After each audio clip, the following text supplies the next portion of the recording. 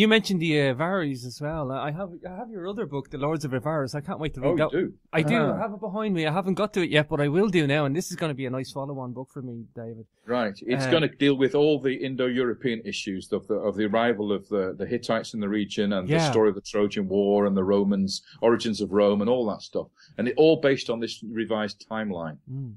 Yeah, and this is where you follow the ripple of the timeline. You know the way I look at it, David? It's like the existing picture that we have been given by the Egyptologists, mainstream academia, I should say, has been fuzzy, and we thought it was clear. And now that we see it with a clearer eyes, we see it with like this clearer picture. It's like it's not fuzzy. Like we have this beautiful. Well, I wish that was true. I mean, that's the way I see it, and that's the way that so many of the people who've read my book see it. And it's a growing body of people who are converting to this new idea. But in academia, they don't see it at all. They just close the door on it. I mean, they're not prepared to accept it. There's nobody embrace it at all, David. Younger academics are opening their minds to it because they're not. They're not sort of like ingrained with the old ideas and traditions. Yeah. But when it comes to the older generation that were in universities and are still teaching today, they will not change their minds. But that's always the way.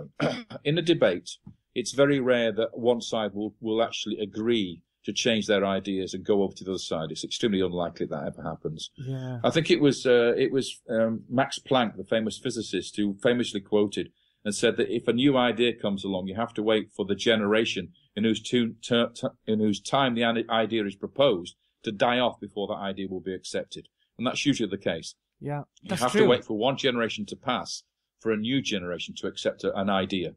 Yeah, I've been very excited, David, certainly in the last 10 years, but I mean, the last 20 years has been revelatory for the whole of ancient Egypt, from Hancock, Boval and their stuff, and a whole host of other stuff, even ancient mysteries of Göbekli Tepe, and sure. We're in changing times now, David, and I'm really hopeful for the next generation. I really am. Well, it is interesting. I mean, I went to Göbekli Tepe way before everybody else did. I think I was there in 2001 or whatever it was, something like that. And because I was going to Eastern Turkey on an expedition, and I went there and I saw the site for myself, and it is a shock. Let's face it. To any archaeologist, any historian, Göbekli Tepe is a shock. Yeah. And it just does not compute with what we know of ancient history. So how to explain it? That's a very difficult question. Yeah. It is undoubtedly, in my view, a gathering place for pre-pottery Neolithic hunter-gatherers. In other words, this is well before the pottery age, well before pottery was invented. It's well before farming and anything like that, any agriculture. So it seems to be a clan gathering place for some rituals. And there are no burials there. I don't know if you know that. There's actually no bodies anywhere at that site. Nothing being found in the way of skeletal remains. I don't think they lived there either, David, did they? No, they didn't. It was a worship. And of course, it was all buried at the end of its time, intentionally buried. That's the biggest mystery of all, David, for me.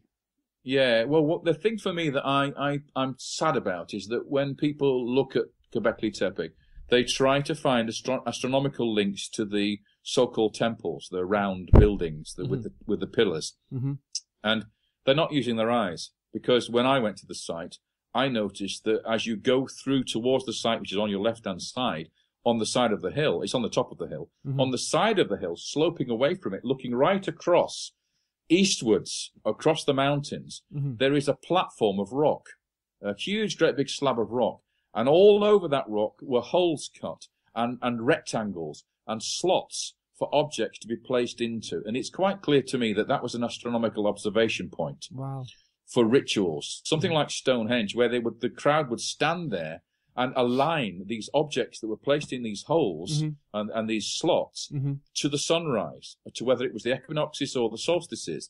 And that's where people should be looking for the astronomical connections, not in the temples. The temples themselves will have no view of astronomy from within them, because they were completely surrounded by walls. There was no actual observational points within those buildings. Yeah. And I think people aren't looking in the right way at that site. I think a lot of people are making conclusions based on only 5% of it being uncovered as well. I mean, only 5%. Well, there's that as well. But how to explain it and what it's doing there, that's another matter. I mean, I wrote a book called Legend, the Genesis of Civilization, where I looked at the origins of ancient Egypt, but I went much further back and I looked at the book of Genesis, and I went to look for, effectively, whether there was a location somewhere on this planet that was equated with this place called Eden.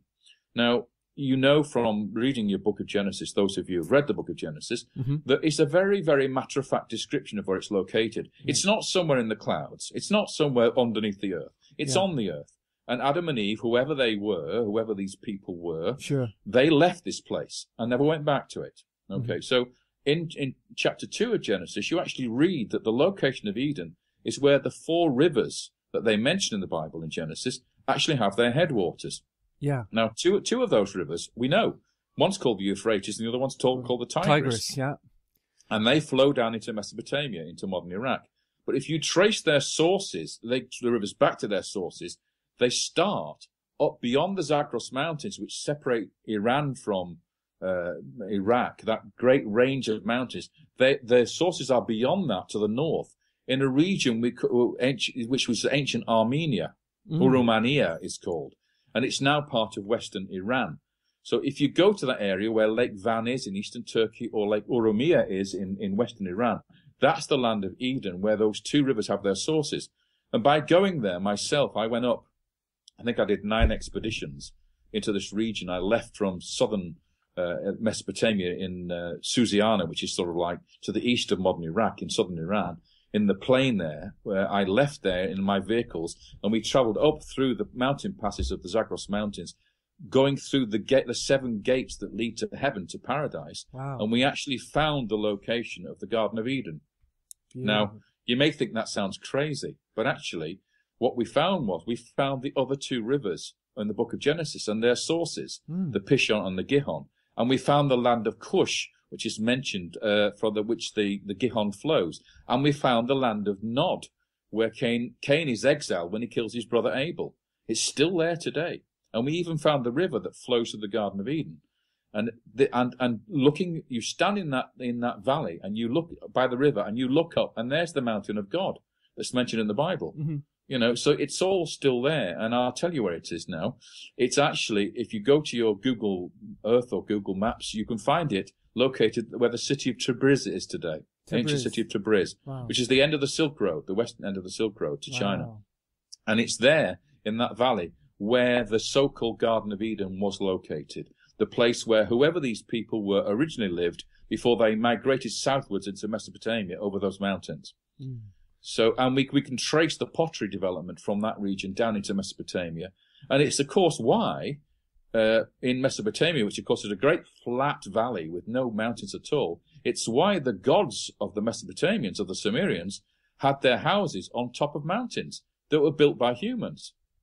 The Tower of Babel is one example. The ziggurats, what people falsely call them pyramids, but the ziggurat tower temples of Babylonia and of Mesopotamia, of Assyria, have the house of the gods on top of them, just like in Mesoamerica, where you have the god's house on top of the temples there. It's the house of the god is on top of a mountain. That tells you that the people worshipped gods who came from the mountains. And if the gods came from the mountains, the people must have come from the mountains too. You don't find people in flatlands worshipping gods who lived in mountains, unless they came from the mountains originally. A lot of people just try to associate Babylon with the Tower of Babel just by name, wasn't it? Yeah, but unfortunately, that's a mistake. Yeah, that doesn't make sense. The word Babylon means originally in the Akkadian language is Bab Ilu, which means the gate of the gods. Okay, it's in other words, it's the gate entrance towards the city of Babylon. But in fact, there was another Bab Ilu. In Babylon itself had 2 names, or the temple area had 2 names. One of them was Bab Ilu, the gate of the gods, and the other one was Nun-Ki. Nun-Ki means the mighty place in Sumerian. Nun.ki. Ki is place or earth, and Nun means mighty. Now, there was another city in southern Mesopotamia, in the land of Sumer, which was called Nun-Ki, and that was the place where the first tower temple was constructed. the first ziggurat was constructed. And it's a place we call Eridu. And it's right by the Gulf of the Persian Gulf, or the Arabian Gulf, right at the head of the Gulf. And that is the place where the Sumerian traditions say the first kings arrived to found the first city on earth. Wow. That is the place where they built the first ziggurat. And guess what? The ziggurat was never finished. It was abandoned, and the people left the place, just like the story of the Tower of Babel. So that place was called Nun-Ki. And later, much later, 1,000 years later, a new city was built called Babylon, which was also called Nun-Ki. And that's why there's a confusion about the Tower of Babel, because it wasn't the Tower of Babel. It was the Tower of Nun-Ki, not the Tower of Babel. So the original Tower of Babel, the original Nun-Ki, was at Eridu, and that was built by a king we call, in the text was called Enmerkar. Now, I hope you're not confused by this. Enmerkar, the word kar at the end, the Sumerian word kar, means hunter in Sumerian. Sumerian, yeah. So it's Enmer the hunter. Okay? Now, you take away the vowels because ancient Akkadian was not written with these vowels. Hebrew was not written with vowels. You get NMR for Enmer, the hunter. And NMR, the hunter, is Nimrod, the mighty hunter, who built the Tower of Babel. So we actually can identify Nimrod, the legendary Nimrod of the Bible, with King Enmerkar of Sumer, who built the Tower of Eridu, Nun-Ki, and it was abandoned and left abandoned and unfinished, exactly like the biblical story. Wow. Wow, how insightful. Have you been up as far as, what's that place called in Armenia, Stonehenge? They have like a Stonehenge place as well. Have you been up as far as that, David? Is that in modern Armenia? Because modern Armenia is further north than ancient Armenia. I've only been as far as the northwestern Iran, the Tabriz Valley, and Armenia modern is further north. But the Armenian Christians have their cathedrals and their patriarch in the area that I've been to. So I'm not quite sure where this place is you're referring to. It could be in modern Armenia. Yeah, because the borders. The area I am. Yeah, the borders have changed. That's right. I forgot about that. Yeah, so Urumania, the ancient Urumania, which became Armenia, classical Armenia, is further south than the modern Armenia. For me, Middle Eastern history is some of the most fascinating, David. It's absolutely inspiring and, insightful. Well, it is for me too. I mean, I love history with a passion. And the amazing thing is that when I was at school, I was raised a Catholic when I was a kid. And as usual, when you become a lapsed Catholic pretty quickly, if you are one. Me too. But anyway, when I was at school in my day, I went to a public grammar school, and in those days, of course, any Jews or Catholic boys were not permitted to attend assembly because of the hymns and stuff and the Protestant teaching, and we were not allowed to attend the religious instruction classes or RE classes. So we used to, the Jewish boys and me used to sit out in the corridor in the cloakroom, passing an hour reading books and stuff while everybody else was taught the Bible stories, and we never actually learnt the Bible stories at all. Wow. We were never taught them. So that's ironic that I would then end up in my later life getting drawn into it through Egyptology. That's because bizarre, I didn't start off trying to prove the Bible. I actually started off investigating the history of ancient Egypt, the chronology of ancient Egypt, and it led me towards uncovering the true history of the Bible. I think I first came across your work. It was on the documentary. I think you were at Wadi Hamat, the quarry. Was it the quarry? Oh, yes, that's right. That was called Pharaohs and Kings back in 1995. That was broadcast. That was sort of at the beginning of it all for the public. That's the first they heard about it. But I've been working on it for 20 years before that. Wow. So you've been at this for a while. A fair while. Yeah, absolutely. Wow. The funny thing is that when I was a kid, I can't explain this, but when I was a kid, I think I was about 6 years old at the time. Apparently, I wrote every single Egyptian pharaoh's names from the first dynasty to the 30th dynasty, not only in hieroglyphs, but also in Greek and English. So even before I could really write properly, I was writing down the names of the Egyptian pharaohs in hieroglyphs. And I went to Egypt for the first time at the age of 9, just after the Suez crisis this was. So when nobody was going to Egypt at the time, there was no tourist industry, there was no Nile boats sailing up and down, but we managed to get on board King Farouk's royal paddle steamer. He had been kicked out of the country. He'd been exiled to Italy. Wow. And so there's this ship, beautiful ship made of mahogany and brass with, great round paddles going either side, and the crew were all in beautiful gala bays with gold bandanas and golden turbans. It was just an incredible thing. Wow. And there was me, 9 years old, and my mum who took me, and apparently I insisted on going. And I ended up sleeping in King Farouk's bed in the royal apartments, and sailing from Cairo all the way down to Abu Simbel, because in those days, of course, there was no high dam. So we could go up through the locks of the British dam and sail all the way to Abu Simbel. There was no Lake Nasser. And I was given as a young boy of 9, the boat arrived in the middle of the night, and the next morning, before dawn, I was given the great big brass key shaped in the form of an ankh that opens the doors of the Temple of Abu Simbel, and I was sent down the gangplank onto the beach, because this was before the temple was moved up above, and I was then sent off to open the great door of the temple and to let the sun shine in as it was rising across the other side of the river, directly down into the Holy of Holies. And there was this little boy walking towards the Holy of Holies, holding this massive key, and approaching the statues of Ramesses II and the gods, as the sun lit my way, and this little shadow pointed all the way to the Holy of Holies. That was my introduction to Egypt. Wow, how beautiful is that? Wow. Yeah, it was amazing, I have to say. It was amazing. Wow. Man, you've seen a lot of change then through Egypt, David. I have, yes. Unfortunately, I have. And it's rather sad, because I get quite depressed going there these days. I bet you do. Not only because of the crowds, but the way that Egypt has changed. You know, I was able to go and ride a donkey up to the Temple of Kamombo, up the beach, through the palm trees and the banana plantations to the temple. Now it's a huge, great big concrete quay with about 30 boats and about 10,000 people pushing and shoving their way through the vendors to try and get to the temple. And it's just a completely different experience. You know, and I would, you know, as a kid, I would go into the tomb of King Seti in the Valley of the Kings with an oil lamp, because there's no electricity, and actually go down into that tomb on my own without anybody there, with a single lamp to guide my way. And that is the atmosphere of ancient Egypt, not what you see today. That's old school there, isn't it? Yeah, it was just fabulous. It really was. I would be nostalgic about that too, I would. What's new for you? It was a while ago. Well, you've seen pre-touristic Egypt, and then you've seen touristic Egypt. Now you've seen the turmoil, troublesome Egypt today. So you've seen 3 eras in a way, David. It's true.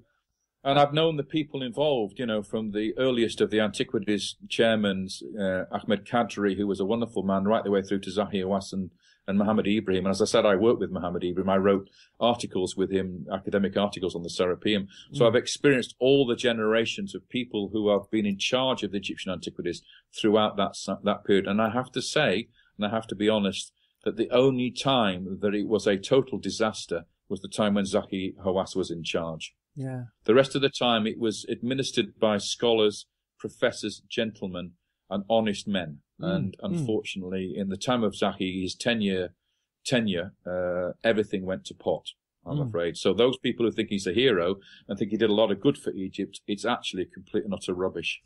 Yeah, I had some vicious comments on my YouTube channel the other day, David, from a follower of Zahi, and I'm like, what planet is he on, this guy? Anyway. Well, they don't know and understand. That's the problem. They don't understand the inner workings of how it all works, and I've seen it from the inside. I know what happened. Yeah. I know how things worked. I know how the position of chairman of the Antiquities Service changed with Zahi, and what happened with his relationship with the former President Mubarak and his wife, and the Minister of Culture, and all those things that were going on there. He did a lot for himself, and you could argue that he did a lot for ancient Egypt because modern Egypt, because he brought a lot of tourists to Egypt, but it wasn't so much about him. The reason why tourists came to Egypt is because they love Egypt, and because it's a fantastic place to visit, and because flights were available, cruise boats were being built. It wasn't so much Zahi's noise that was creating that impulse. It was actually much more. For instance, when Pharaohs and Kings came out in the UK in 95, the statistics were that the number of tourists, British tourists, increased in Egypt by 25% following that TV series. Wow. So it's not just about Zahi and what he's done. It's about lots of things. It's about the availability of programs on ancient Egypt, on television. It's about, multi-channel viewing now, that you can do so much there. And Zahi is just a part of that mechanism, but he is not the creator of the boom in tourism. But what we have now, of course, is a complete and utter collapse in tourism in Egypt. And it's going to be very, very difficult to kickstart that tourism again, because the infrastructure has collapsed. the Antiquities Service has no more money now because most of their money came from tourism to do their work. And so it's an extremely difficult position that Muhammad Ibrahim and his colleagues find themselves in. Yeah. And Zahi Hawass is exploiting that situation to try and undermine their work to try and get the thing rolling again, because he wants to show everybody that it was all about him, that he was the one that made it big, and he was the one that can now point out to the failings in the system. But the failings in the system are all about what he did for 10 years and not what's being done now. Yeah. You know, people have no idea the politics that goes within the tourism industry there. Like you're talking about the tourism and the Egyptology. Yeah. There's so much politics wrapped up in that. I mean, its own set of politics in a way.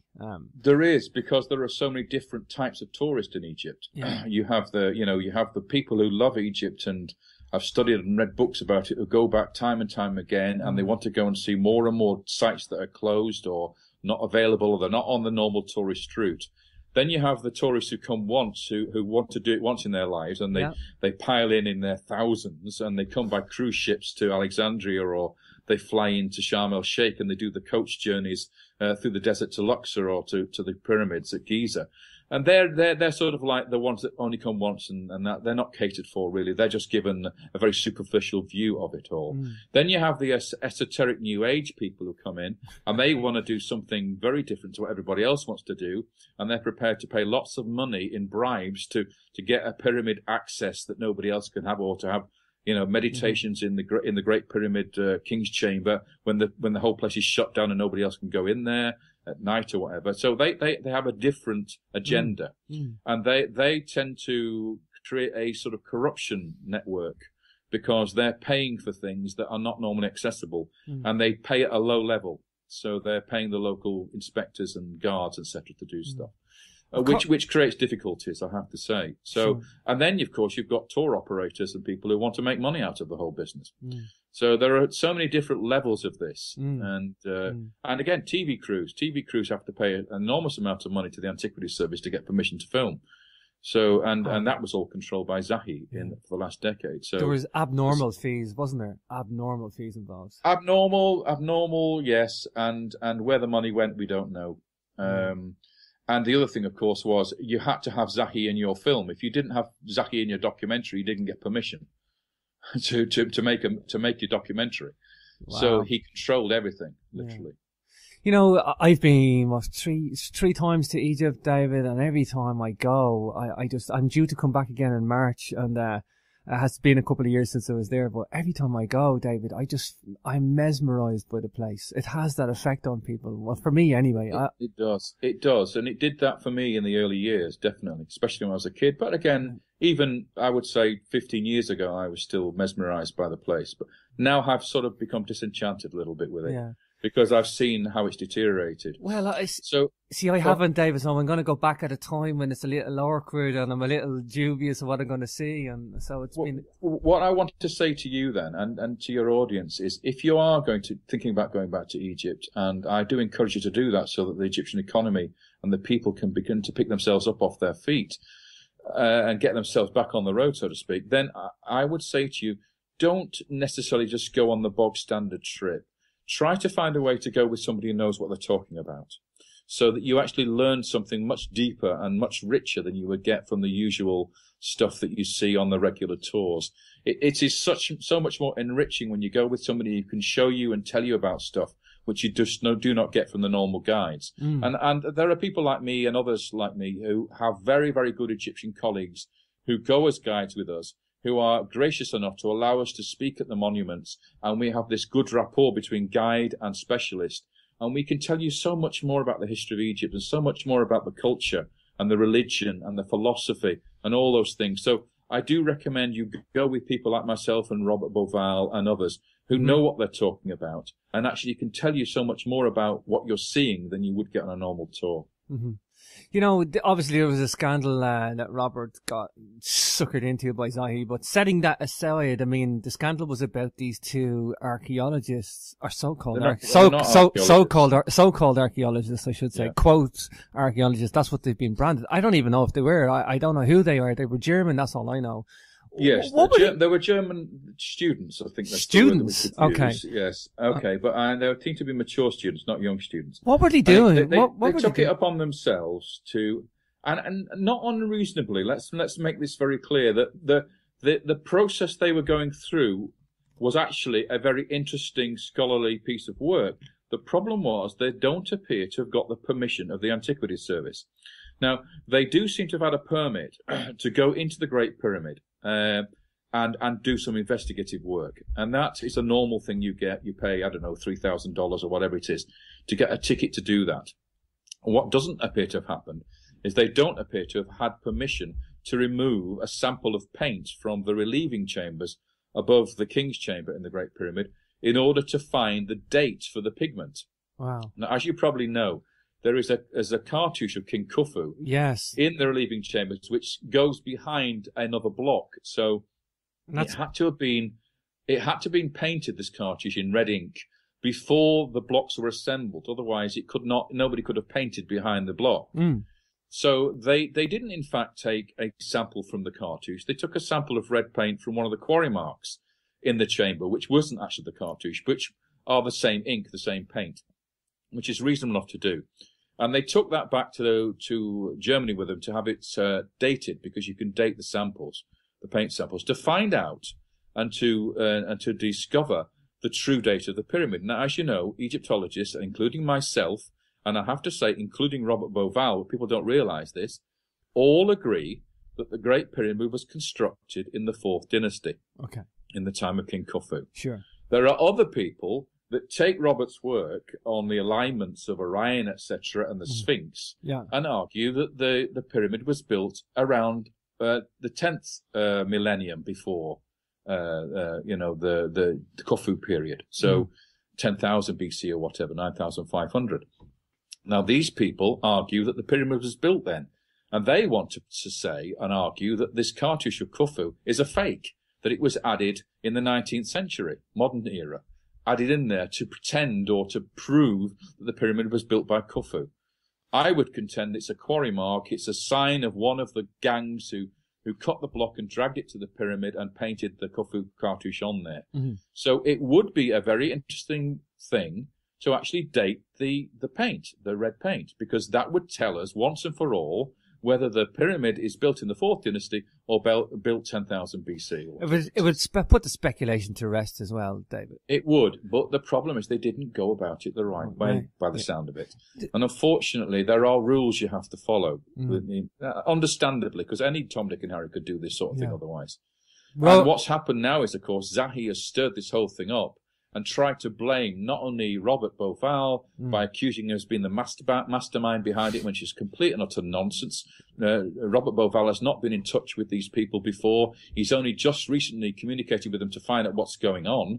He had nothing to do with this whatsoever. He's not a Jew, Belgian Jew or an Egyptian Jew living in Belgium, which is what Zahi claims. He's nothing like that. He's a Christian, a Catholic Christian, lapsed like me, but his pedigree is a Christian family, a Catholic family. I can vouch. I've seen Zahi lies and lies and lies about all this, and then you've got a situation where he's stirring it all because he wants to undermine the work of Muhammad Ibrahim as the new Minister of Antiquities. He wants to have him overthrown, so he's blaming him. It's on his watch that this took place, and he's all doing this to try and manoeuvre himself back into power. Yeah, that's what he's doing. He has a self-interest in this for sure.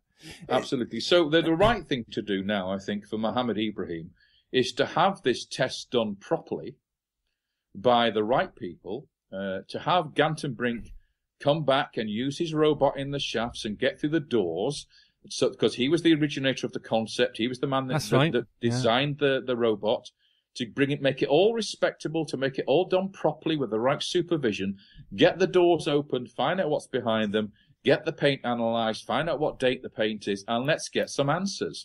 And that's what Robert and myself are trying to do. And I think, hopefully, we can persuade Muhammad Ibrahim to take these initiatives, because that's the only way to sort this mess out. Let's have no more briberies. Let's have no more backhanders. Let's have no more surreptitious try to find out this, that, and the other. Let's do it all through the right authorities with an open mind and see what comes out. Sure. Where's the paint at now? Can this paint still? Have they not done anything with the paint? Whatever. I think it's been analysed in Dresden, as far as I know. Do we have any results? The results have not been published, as far as I know, either. And the problem is that I think under the permit conditions, that the publication of the results has to be through the Egyptian Antiquities Service. So because there's now a standoff, because we've got the police involved, we've got Interpol involved, we've got a warrant for the arrest of these two Germans in Egypt, all this going on, it's unlikely now that there's going to be cooperation between the two parties. So it may take somebody like a Robert Bauval to try and get this thing resolved. I mean, he's in touch with both sides, and maybe he can act as an intermediary to get the results published. But to be quite frank, in order to, because of all the dubious qualities of nature of this particular investigation, it would be much better now for the whole thing to be started again and for a new sample to be taken under the proper regime and done by several laboratories so they can cross-check and compare rather than a single laboratory on a dubious sample. We don't know the origins of that sample now. It could be a fake sample that's gone to them. We just don't know. Whether the piece that went to the laboratory is the same piece that came out of the pyramid. We don't know that. Yeah, David, the bit that gets me is the relieving chambers, for the people that don't know, the listeners, the relieving chambers are above the King's Chamber, and they have to be accessed via a ladder. Was the ladder in there, or did they get the ladder is always stored there in the Grand Gallery because it's difficult to get it up to the Grand Gallery otherwise. So it's usually laid on its side somewhere in the Grand Gallery so that it can be just simply raised up and put up against the wall to get access to the hole at the top of the ceiling. Right. So that's where it was. But access to that series of relieving chambers must have been through the agreement of the local inspectorate who was there and supervising. So the question that needs to be answered now was, were the inspectors privy to what was going on in the relieving chambers, or did they literally walk out of the pyramid and leave them to their own devices? And that's what we don't know at the moment. But we know what we do know is the inspectors have been arrested and actually in prison now as a result of this. So we need to get clarification on all this, and that will be clarified best by what the Germans themselves say now in public and what they're producing by way of permits, so we can see what the wording of the permit was and who signed the permit and under whose regime it was. Because as far as I understand it, and I may be wrong about this, but the permit was issued in April when I believe Mohammed Ibrahim had been relieved as Minister of Antiquities, and he was then later reinstated. So it may have actually been issued in the time when there was no Minister of Antiquities. Wow. So we don't know exactly the whole chronology of this, and it needs to be sorted out. This is like sensational for all the wrong reasons, like. Well, it's interesting, and whether we'll get to the bottom of it, I don't know. But you know what Robert's like. He'll get to the bottom of it given half a chance. Yeah, given half a chance. And let's all encourage him to do so. But the first thing that has to happen is that the Germans have to make it very clear to the Egyptian authorities that Robert Bauval was not involved in this process whatsoever. And that he's now only trying to sort it out because Zahir Wassis accused him of being the mastermind behind it. Sure. And that's a completely false accusation. Sure. Yeah, I did a show with Robert, and to put this on the record as well. And right. I feel sorry for Robert in a way because he always gets poor Robert gets the brunt of it all the time. Don't feel sorry for Robert. Robert can look after himself. That's what he said at the end of the show. He's a tough cookie. I've just spent a week with him in Italy, going around doing lectures, various conferences, and Robert is a very strong personality. Yeah. In fact, I couldn't get a word in edgeways most of the time when we were there. He's very passionate. He's a very passionate man. Actually, he did say at the end of the show, "Don't worry, I'm a tough cookie." I said, "Inhale." He is. He's a man of the world, and he can sort himself out, and there's no problem there. And if anybody can get to the bottom of this, he can. And I will support him as best as I can in the process. He needs the support of not just of his fans, and he's got many millions of those, but he needs the support of academia too, because he's never ever done anything unscrupulous. His theory about the Orion correlation with the pyramid shafts is a brilliant theory, and it was accepted by I.E.S. Edwards, who was the leading pyramid specialist of his day. There's nothing strange and weird about it, and why people got so hot under the collar about it, I just do not understand. Yeah. If you look and understand the pyramid text and the way that the Egyptians understood the theology of the stars and the planets and all those things, you can understand exactly why they did what they did with the shafts. All that, as far as I'm concerned, is perfectly legitimate scholarly work. And I think that academics need to open their eyes a bit and not be so scared of new ideas. Sure, yeah, and that's the thing. The pyramid texts back this all up, David. The context fits what Robert's trying to say about the Orion theory, the Orion correlation. I agree with you. The only real contention, as far as I'm concerned, is this issue of the dating of the necropolis, the pyramids themselves, the Sphinx, all the buildings around there, the temples. That is an area which has not been resolved. There are issues and there are questions to be asked about the date of the necropolis. And there is certainly evidence that I've seen at Giza for constructions and carvings that predate the Fourth Dynasty. I don't think there's any doubt about that. Not just the Sphinx, but there are rock-cut tombs in the area which predate the Fourth Dynasty as well. You can see that because the blocks of the Fourth Dynasty constructions are completely different to the earlier materials. The question that arises, though, is how much earlier? That is the big question. Sure. Now, Robert's alignments argument puts the date at 9 to 10,000 BC, based on the configuration of the three pyramids in relationship to the Orion's belt, in terms of their orientation, not the alignment to the shafts. That's a Fourth Dynasty phenomenon. Yeah. But the actual orientation of the pyramids in relation to the orientation of the three stars. That puts the whole the whole concept in 10,000 BC, but it doesn't put the construction in 10,000 BC. Exactly. Because there may well have been a religious cult center related to the solstices and the equinoxes on the Giza Plateau way before the Fourth Dynasty. That is a possibility. And that the pyramids were then constructed on that necropolis to somehow mirror or reflect what was there before them. In memorandum, in a way. Yeah, exactly. So there may well have been observation points, temple cult centers, etc., in the locations of the pyramids. For instance, the causeway leading up to Khafre's pyramid, I don't know if you realize this, but either side of that causeway are quarries for the blocks which built the Great Pyramid in the time of Khufu. Yeah. Why, therefore, was the causeway left intact and not cut away by the quarry workers, right? Because there was no concept at that point for the building of the Khafre pyramid, which would have come after Khufu's pyramid. So the causeway must have been a religious processional way prior to the building of the Great Pyramid under Khufu. Sure. Okay, so there must have been an observation point where Khafre's pyramid is now located for one of the solstices or equinoxes at sunset rather than sunrise, whereas the Sphinx is gazing to the east for sunrise. Wow. So there is a lot that could potentially be understood about the necropolis, which is not related directly to the pyramids themselves. Another point worth noting, actually, David, is that the Great Pyramid is aligned to true north so accurately. I think it's like 3/60ths of a degree, whereas Greenwich Mean Time is aligned to 9/60ths of a degree. Yes. It's 3 times more accurate than Greenwich Mean Time. But the point is, the Earth has a tilt in its axis, and it can't be 10,000 because this alignment of true north would be out. It would be misaligned.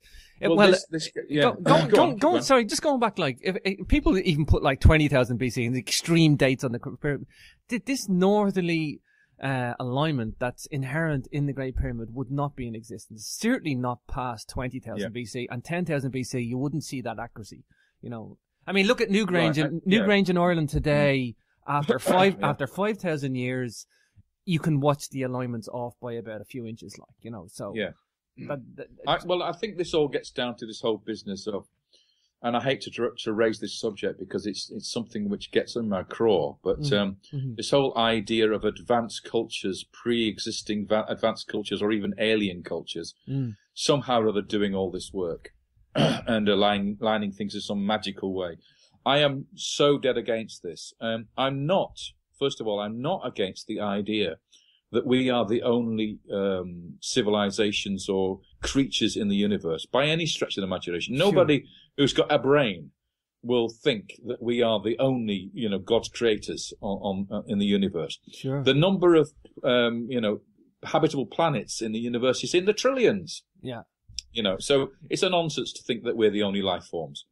So there are other civilizations, probably more advanced than us, some not, some more, across the universe. And there's not to say that in some time in our past, one of those civilizations may have visited this planet, although I don't think it's the case. What I do not understand is why people have to go down the Stargate sort of fantasy route of saying that, there is either an Atlantean civilization or a alien civilization who taught these dumb Egyptians to build these wonderful monuments. These silly Egyptians who could not do anything for themselves, who are not capable of, with technology, to work the stones and do these wonderful pieces of artwork. Why do we have to decry and belittle human civilization in that way?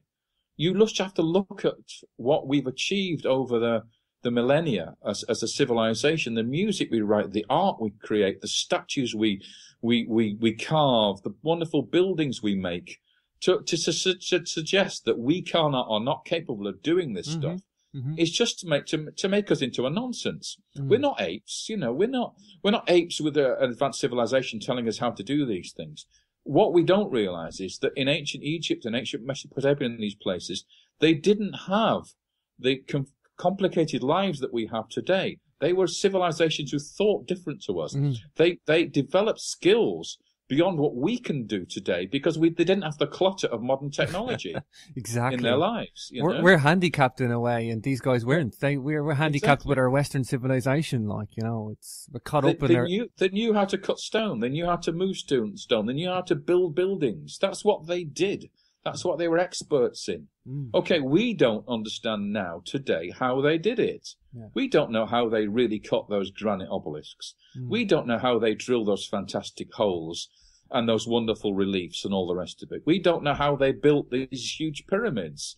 We don't understand it. But that's not because it's a foreign alien civilization that built them. It's because we've lost the will or the knowledge of how they did it. Just like we've lost our sense of smell that animals have, or we've lost our eyesight the way that the ancients had. That our skills are different now to what they were in those days, and that's what it boils down to. I always draw people to the attention, David, and I'm with you on that, is that these guys had a lovely template for a civilization. It was like, they had a great philosophy. They were, a great science. They explored nature, they explored science, they explored astronomy, they explored, all sorts of philosophies. They were teachers. They were teaching their own philosophy, and it was all knowledge-based. That's absolutely right, and people admire that tremendously. But you mustn't forget also that the ancient world was an incredibly bloody and dangerous place to exist in.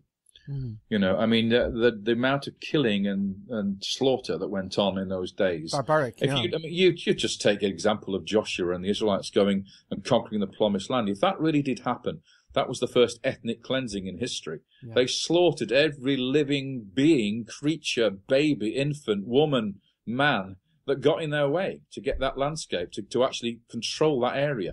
They were brutal. They were absolutely brutal people. And the Assyrians were no better. They used to impale people on stakes and flay them alive. And the Egyptians, I'm sure, had their own atrocities to account for, although we don't know many of them, to be honest. So, yes, when you see a relief of a pharaoh on a temple caving in the heads of his enemies with a mace, that isn't fiction. They did that. They did that in ritual performances in front of the people to show their virility and power and strength. These were not hippie times by any stretch of the imagination. I think a lot of people would like to believe that, that they were hippie times. Yeah. Well, let's get real about it. As I said to you before, we now know the Minoans were cannibals. Yeah. So let's not get too flower power about it. For sure. But I want to just point out something very special that came out of the research of the archaeologists who were excavating that city of Avaris we talked about earlier, where the true Israelite sojourn took place between the time of Joseph and Moses before they left for the Promised Land. And it's not often in archaeology that you can find something specific that you can say belongs to the Bible. But I want to tell you something that really astonished me when it came to light, and I was involved in what happened at the time. But what the archaeologists did, they dug through the city to the earliest levels. And there they found something amazing. They found a Syrian-style house that was built on this site that came from the region of Haran, in that area, North Syria, where Abram and the tribes came from originally, in that area, around Urfa and Haran. And this house was built in exactly the same style as what you find in that area of Haran. And yet it was in Egypt, in the land of Goshen, on a virgin site, in a field where nothing had been built before. And this house was surrounded by a dozen or so houses of smaller kind, okay, which amounted to about 70 to 100 people in all told. Now, that is the number of people that Jacob brought into Egypt when Joseph became vizier of the country after the famine, or during the famine. Around 70 to 100 people were brought in. And that was the core of the city, which became this massive, one of the biggest cities in the ancient world. By the time of the Exodus, this was a huge city spanning several square kilometers.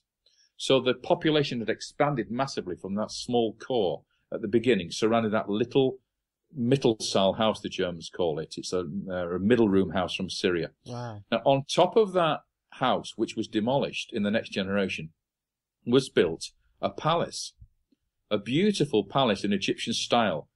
And the facade of the palace had 12 columns in front of it. And as you know, Jacob had 12 sons. And in that palace, there was an audience chamber and a robing room and a large bedroom. And it's a beautiful thing. And in the back garden of the palace, the archaeologists found 12 tombs. Okay. Again, 12 pillars, 12 tombs, 12 sons of Jacob. Okay. One of the tombs was a pyramid tomb. It was the only one that was a pyramid tomb with a chapel on the front. Now, it's amazing to find a pyramid tomb at this time, because pyramid tombs were only ever constructed in this era for kings and queens, not for commoners, not for ordinary people, officials, right? And yet this tomb belonged to an official of state who was not king of Egypt, and yet it was a pyramid tomb. And when they excavated into the tomb, they found in the chapel the smashed remains of a colossal seated statue of the person who was buried in the pyramid tomb. Okay, and when they examined it, they found that he had red hair, he had yellow skin, and he had a throw stick across his shoulder as a scepter of office. Now, a throw stick in the ancient world was a symbol of a Semitic person. It's like a hunting device, like a boomerang. And whenever you see this throw stick, it means this guy is not Egyptian. He's a Semite, or Semite. In other words, he was a Semitic high official working for the Egyptian state, and the state, the king, had given him a palace in the land of Goshen with a pyramid tomb and a colossal funerary statue. Okay? And when you look at the back of the statue, the fragments that are left, the paint that survives shows that he was wearing a coat of many colors. Wow. Okay. And in the tomb, when they dug the tomb beneath the pyramid, they found that the tomb burial chamber was completely empty. There was no coffin, there was no pottery, there were no mummy beads, and most of all, most importantly, there was no body, no bones. Now, when robbers wreck or go into a tomb and plunder it, they do not take the bones with them. The bones are of no value to them whatsoever. Sure. And if you know the story of Joseph, when he died, he asked his brethren to make sure that if they ever left Egypt and went to the promised land, they would take his body from the tomb and bury it in Shechem in the promised land. And that's exactly what we see in Avaris. We found the palace of Joseph. We have the tombs of his brothers, and 12 tombs. We have the pyramid tomb of Joseph with the cult statue of Joseph wearing his multicolored coat, and we find an empty tomb. Wow. So there is proof to me that archaeology and the Bible coincide, and one confirms the other. Wow. That's so fascinating, David. So fascinating. I can't wait to read Lords of Avaris now. David, we'll have another show for that. We'll have to, David. We'll have to. Look, we're at the top of the second hour. It's been so great talking to you today. It really has. What a knowledgeable guy you are. What a knowledgeable guy. Well, one day you'll have to get me and Robert on together. That'll be good fun. Yeah, you know, actually, that would be a good show, and we'll do that. I'm gonna do that in the new year. I'll have read the Lords of Avaris by then, and we'll get you and Robert back for a double show. That'd be super interesting for the show. Only on one condition, that is that he doesn't actually hog the whole show, and I get to talk a bit. You'll have to fight with him for that one. He's a prolific talker. David, I just want to say your webpage before we go is davidrohlonttour.blogspot.co.uk. And you can catch your books there. I'm going to stick it in the YouTube description as well, and for the guests on the webpage. Just before you go, are you working on anything interesting at the moment? Are you writing? I'm just writing a book on the Exodus, myth or history, which will deal with all this material, because I've been involved in the making of a movie documentary in America about this whole issue of Exodus. Wow. As you know, that there's 2 movies coming out in the next 18 months to 2 years on Moses. One done by was going to be done by Spielberg, but now it's going to be done by Ang Lee, and the other one done by our famous English director, whose name has completely gone from my head, who did Gladiator. Help me with this one. Madonna's boyfriend, ex-boyfriend, Guy Ritchie. Yeah. No, no, the director. Guy Ritchie. Oh, dear. Ridley Scott. Oh, Ridley Scott. Oh, sorry, I got it. He's just making a movie at the moment in Spain on Moses. He's filming here. Wow. That will be coming out in about a year's time. So all the excitement about the Bible is going to be resurrected in the near future. Wow. Bible stories have become the new vampire movies. Yeah. So there's going to be a whole new genre of biblical epics coming out. You know, there's the one on Noah's flood that's being released shortly and stuff. So it's going to be the new genre of epic movies. So this documentary movie I've been involved with, deals with this whole thesis that I've been telling you about, the revised chronology, how to look for the biblical stories in a new timeline. And so I've written a book to accompany that, and that will be out sometime in the new year. That were placed in these holes and these slots to the sunrise, to whether it was the equinoxes or the solstices. And that's where people should be looking for the astronomical connections, not in the temples. The temples themselves will have no view of astronomy from within them, because they were completely surrounded by walls. There was no actual observational points within those buildings. Yeah. And I think people aren't looking in the right way at that site. I think a lot of people are making conclusions based on only 5% of it being uncovered as well. I mean, only 5%. Well, there's that. Yes, there's that as well. But how to explain it and what it's doing there, that's another matter. I mean, I wrote a book called Legend, the Genesis of Civilization, where I looked at the origins of ancient Egypt, but I went much further back and I looked at the book of Genesis, and I went to look for, effectively, whether there was a location somewhere on this planet that was equated with this place called Eden. Now, you know from reading your book of Genesis, those of you who've read the book of Genesis, that it's a very, very matter-of-fact description of where it's located. It's not somewhere in the clouds. It's not somewhere underneath the earth. It's on the earth. And Adam and Eve, whoever these people were, they left this place and never went back to it. Okay. It's like this clearer picture. It's like it's not fuzzy. Like we have this beautiful. Well, I wish that was true. I mean, that's the way I see it, and that's the way that so many of the people who've read my book see it. And it's a growing body of people who are converting to this new idea. But in academia, they don't see it at all. They just close the door on it. So, I mean, they're not prepared to accept it. There's nobody embrace it at all, David. Younger academics are opening their minds to it because they're not. They're not sort of like ingrained with the old ideas and traditions. Yeah. But when it comes to the older generation that were in universities and are still teaching today, they will not change their minds. But that's always the way. In a debate, it's very rare that one side will actually agree to change their ideas and go over to the other side. It's extremely unlikely that ever happens. Yeah. I think it was Max Planck, the famous physicist, who famously quoted and said that if a new idea comes along, you have to wait for the generation in whose time the idea is proposed to die off before that idea will be accepted. And that's usually the case. Yeah, that's true. You have to wait for one generation to pass for a new generation to accept an idea.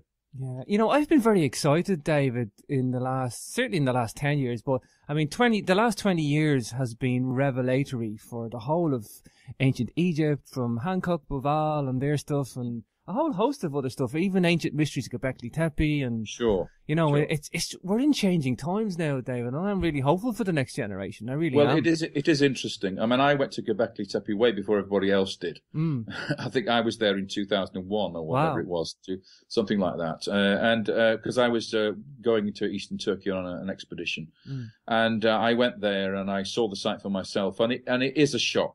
Let's face it. To any archaeologist, any historian, Göbekli Tepe is a shock, and it just does not compute with what we know of ancient history. So, how to explain it? That's a very difficult question. Yeah, it is undoubtedly, in my view, a gathering place for pre-pottery Neolithic hunter-gatherers. In other words, this is well before the pottery age, well before pottery was invented. It's well before farming and anything like that, any agriculture. So it seems to be a clan gathering place for some rituals. And there are no burials there. I don't know if you know that. There's actually no bodies anywhere at that site. Yeah. Nothing being found in the way of skeletal remains. I don't think they lived there either, David, did they? No, they didn't. They didn't. It was a worship. And of course, it was all buried at the end of its time, intentionally buried. That's the biggest mystery of all, David, for me. Yeah. Well, the thing for me that I'm sad about is that when people look at Göbekli Tepe, they try to find astronomical links to the so-called temples, the round buildings with the pillars, and they're not using their eyes, because when I went to the site, I noticed that as you go through towards the site, which is on your left-hand side, on the side of the hill, it's on the top of the hill, on the side of the hill, sloping away from it, looking right across, eastwards, across the mountains, there is a platform of rock, a huge, great big slab of rock, and all over that rock were holes cut and rectangles and slots for objects to be placed into. And it's quite clear to me that that was an astronomical observation point. Wow. For rituals, something like Stonehenge, where the crowd would stand there and align these objects.